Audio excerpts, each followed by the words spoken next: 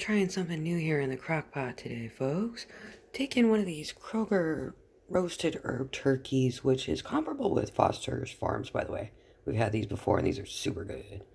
And a fraction of the cost. Good stuff. So I'm going to put that in the crock pot, and I'm going to add these 4 simple ingredients. Nothing fancy, nothing special. We just keep it simple because simple tastes so good. I like to go with 50% less sodium just to keep it healthy, and some simple herbs. So we're going to get that in the crock pot. I hope it comes out okay because, using French onion soup, I am taking a chance here, folks. So what do you think? Comment below if you think it's going to taste good. And hey, if I remember tonight, I'll try and film it once it's all cooked. I'll show you what it looks like in the crock pot here in a second after the power of editing. We'll be right back. All right, here's what it looks like once it's been in there for a few. Yeah, smells amazing.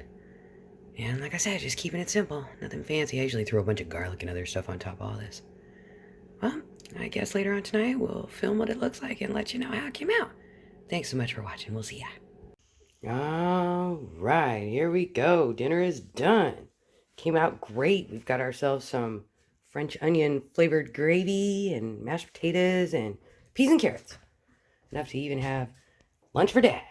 So yeah, this is how it came out. I forgot to mention that when you do the can of French onion, just take that same can after and do 2 cans worth of the beef broth. All right. Thanks so much for watching, folks. We'll see ya